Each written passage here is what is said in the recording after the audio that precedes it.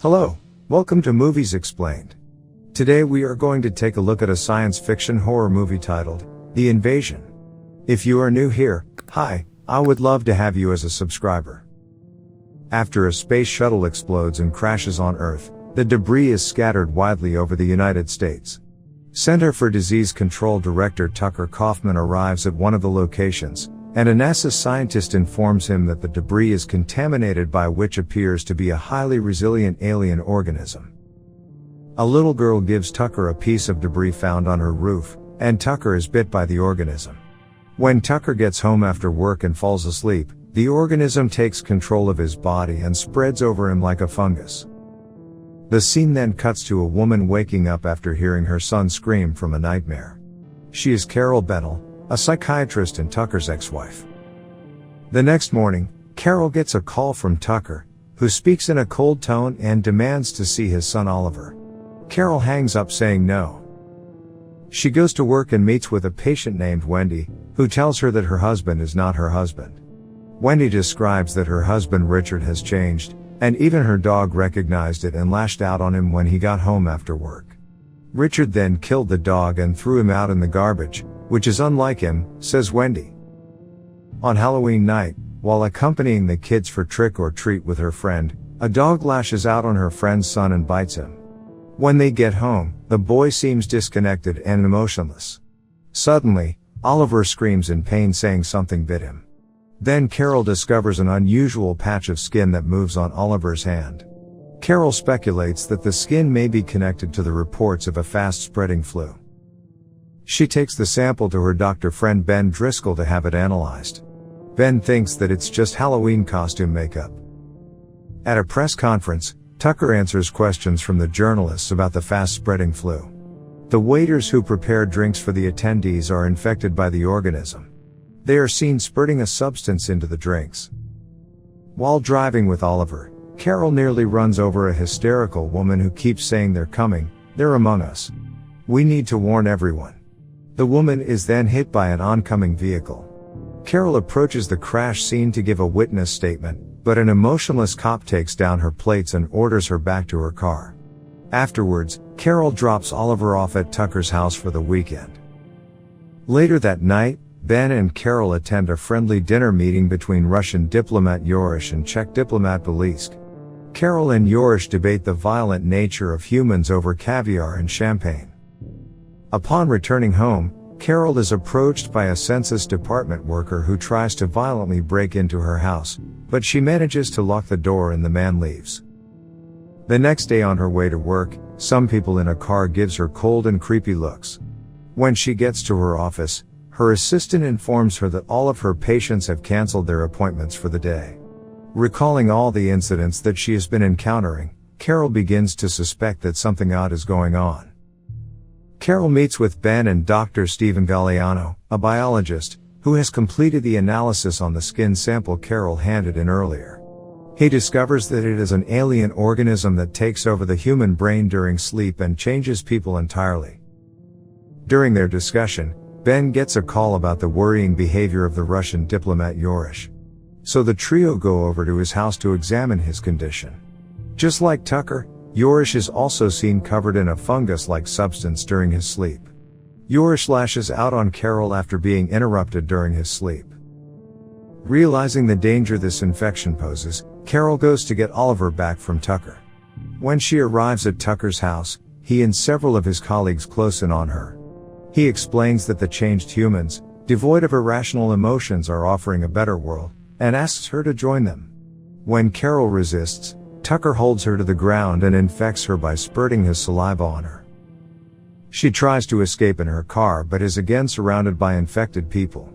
So she runs away and takes the train. A man in the train instructs her to stay calm and be emotionless, so the infected people can't say who is who. But soon they are attacked and Carol is forced to jump out of the moving train. When she finds her way out of the subway and steps into the road, she pretends to be an infected person by imitating their cold mannerism. Unable to find Oliver, Carol returns to Ben at the ambassador's house. The Czech ambassador returns with more transformed people with the intent of infecting anyone in the house. Carol, Ben and the others flee before they get to them. Carol happens to see her patient Wendy on the streets, who keeps telling the police that she slept but nothing happened. Assuming that she could be immune to the infection, Ben and Carol steal a dead policeman's car to retrieve Wendy's patient records. Ben discovers that Wendy had a disease known as encephalitis, so he deduces that people who had brain-affecting illnesses are immune to the infection because their previous illnesses prevent the alien organism from latching onto the brain matter. Carol is relieved when she realizes that Oliver could be immune to the infection because of a similar disease he had as a young child.